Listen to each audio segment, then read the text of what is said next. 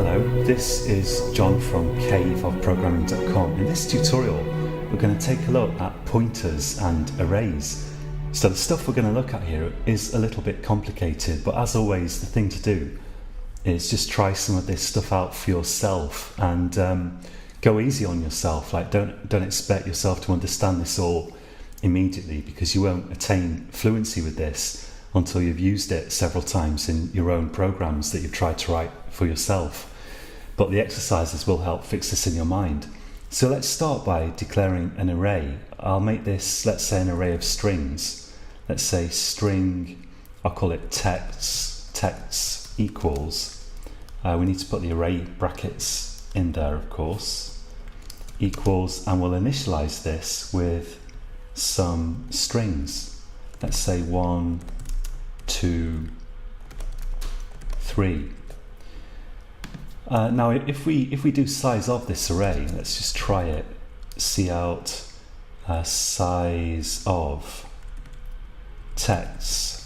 That will give us the size of all the elements in the array, and we can divide that by the size of string to get the number of elements in the array. We've seen this before. Now this might seem a little bit puzzling, because of course strings have different amounts of data in them, but here we see it's correctly given as 3, which is the number of elements in the array, and yet we've got different amounts of data in each string. Well, here's 1 to 5 characters, and here's 3 and 3. But that's because the actual contents of the string is stored in some memory that the string object allocates separately. So what we're storing in the array is a string object of fixed size, and the actual text is stored elsewhere, basically, by the individual string objects. So this works for string arrays just like it does for int arrays. Now, to iterate through that, we could of course do this. Let's say for int I equals 0, I less than this stuff, basically. Let's just copy that, and I++, and now we can do cout and text I. So we've seen that before as well. This is just using normal array syntax, and it looks like this: 1, 2, 3. I'm just going to change that to flush and add an empty space here, just so we can get all that stuff on one line. Now, if we declare a pointer of type string, let's do that. Let's get rid of this line here. Let's say string pointer, and we'll call it ptext. We can set that to point at the first element in the array. And there are several ways, well, there's 2 ways to do that, basically. We'll look at the second way a bit later. But one way to do it is just to type text like this, just the name of the array. Because in fact, array variables and pointers are extremely similar to each other. The main difference is, perhaps it's even the only difference, is that the array variable actually knows how much data it's pointing at. It has that information in it, and that's why we can use size of to get the number of elements in the array. A normal pointer like this doesn't know how much data it's pointing at. It only knows the size of the first block of data that it's pointing at. It doesn't know how many blocks there are. So this pointer knows that it's pointing at a string because of this, but it doesn't know how many strings there are. It doesn't know what size the block of memory is and how many strings there are in that, whereas this does. But apart from that, this and this are basically the same, and that's why we can assign a pointer directly to point at an array variable. Now we can iterate through this array using this pointer. All we have to do here is change this to ptext like that, and that will work. So it says 1, 2, 3. That's one way of using a pointer, which is a bit surprising when you first see it, to iterate through an array. But there are other things that we can do as well. Let's take a look at another example. So one thing that we could do is let's use this for loop again. and I'll just format that. So we've left the pointer here pointing at the start of the array like this, and instead of using like array element reference syntax here, we could output the thing that the pointer is pointing to by dereferencing the pointer. So if you remember from the last tutorial, we can do that just by typing p text with a star before it. So if this pointer points at a string, then star and the pointer name will actually give us the actual value in the address that pointer points to. That will point to the first string. So if we run that, it's just going to output the first string 3 times, 111. Let's make that a little bit clearer by outputting just a new line here. So I'll save that and run it, and we'll get 111. How can we move this pointer to point at the next string? Well, because the pointer knows what size of block of data, what kind of data block size it's pointing at, we can just say ptext. We could say equals ptext plus 1. So by adding 1 to the pointer, C++ knows that you want to make it point at the next block of data in the memory it's pointing at. So if we run this now, after saving it, then we get all the strings 1, 2, 3. And in fact, we can use the more succinct syntax that we've just used here to increment I. We can just put ptext plus, and that will also make the pointer point at the next. Each time that executes, it will make it point at the next block of data in the memory it's pointing to. So that works. Now, for loops are actually quite flexible. So if we wanted, we could put this up here, because we want this to happen once after every time the loop has run. And the stuff in this part of the for loop, after the second semicolon, so there's 2 semicolons dividing the stuff up here. And the third section here happens every time after the loop has run. And we can put more than one thing in there. We can put a comma and put something else that we want to run besides I++. We can put p text plus. Let's get rid of that. And that will now also do the trick. There's another way that we can do this as well, using pointers. Let's try that. So we can create a pointer to the start of the text like this, so to the start of the array. This pointer now, by the time we finish, is going to point to the end of this array because we've incremented it. So I don't want to use that again. Let's create a new pointer. Let's say string pointer p. I'll call it p element, because we're going to point this to each element one after the other. And I could set that equal to point to the first string in the array like that. And I can get another pointer, string, which I'm going to call string pointer p end. I want to point this to the end of the array. So I want to point it to the last element in the array. And I can do that. Well, how would we get the last element in the array? We'd have to know how many items are in it, unless we use size of. So the last item in this array is going to be element 2, because this is element 0, 1, and 2.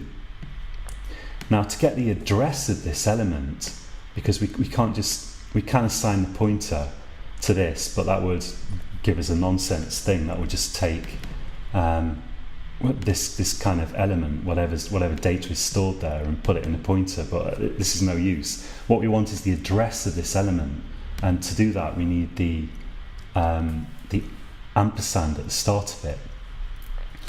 So these brackets are, I forget the exact term, but they're like the array element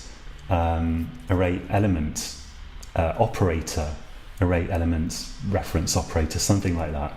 They're an operator that operates on the array variable name to get you the elements in it. This is another operator that gets you the address of stuff following it. And this works because this operator has a higher precedence than this. In other words, when we type this, C++ will first do this bit. It will first execute this operator and then that one. But if you want it to be even clearer, you could put this in round brackets like that. So now we know we're getting the last element in the array and then we're getting the address of it. But we don't need these round brackets just because this operator has a higher precedence than this anyway. It will execute first. So now we've got one pointer that points to the start of the text and one of the text array, and one pointer that points to the end.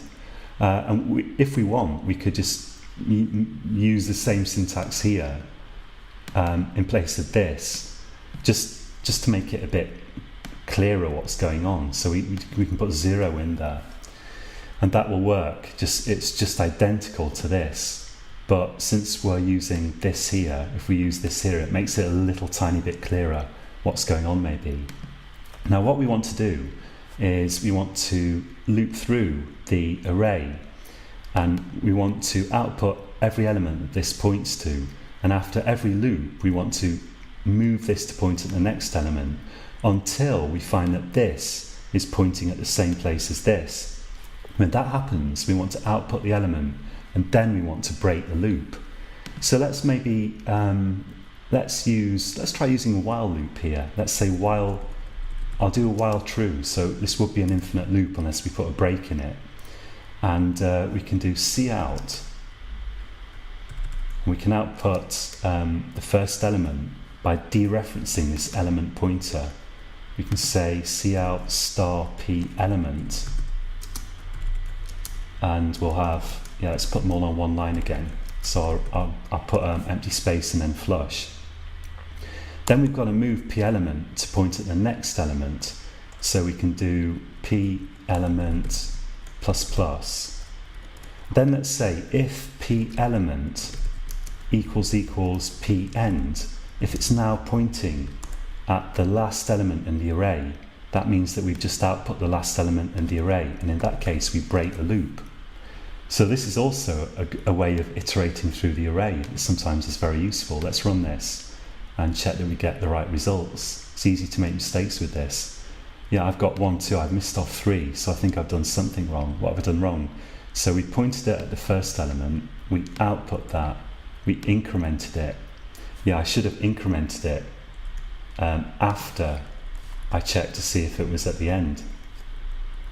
So we need to output the element, and then we say, is the element that we just output the last one? If so, we'll break. Otherwise, increment the pointer. Okay, I think this will work now. Pretty confident. Let's run it.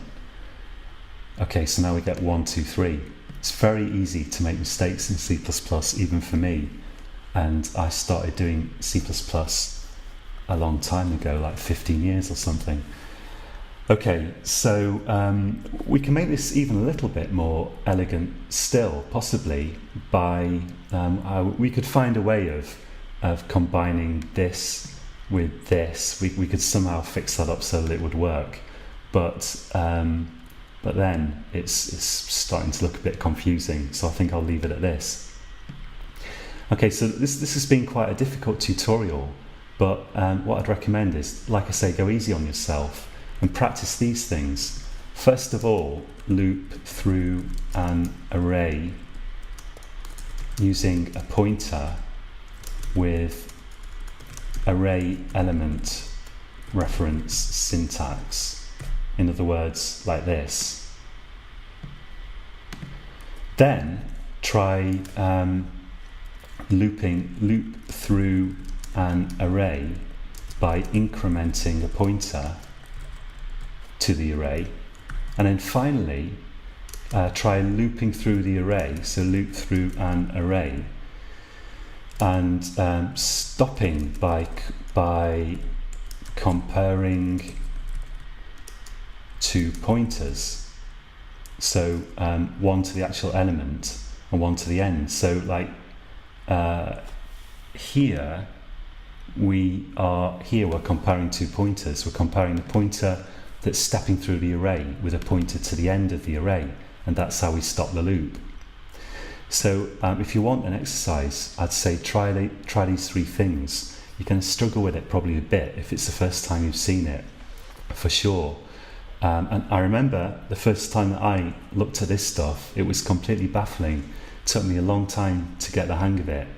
But if you can get the exercises working, with only looking back at this text when you need to, then you can basically rest assured that you're progressing quite well. And as I say, don't expect to be completely fluent with this until you've practiced it in actual programs that you've thought up yourself, because that's the vital step that you need to really become fluent with C++. But at the moment, just working through some exercises and getting stuff working and figuring out what bits you've forgotten or what bits you didn't understand, that is really important. I also remember that when I started programming, I could spend easily, sometimes 2 or 3 days working through a bug in my program and just not knowing why it did what it did. And one thing that helps a lot with that is doing things step by step. Write a little bit of code, then build your program and run it, and check that that bit of code works as you expect, putting some cout statements in if you want, before moving on to the next bit of code. It's really bad to write everything all in one block and then build it and run it, because it makes it a lot harder to find the bugs in it. So you should write a little step, build it and run it, and check that that works properly as far as you can tell before going on to the next step. Okay, so I'll leave you with that. We're looking at the most complicated stuff in C++ here, pretty much. But hang in there, because after this it's probably going to get easier, if anything. So until next time, happy coding.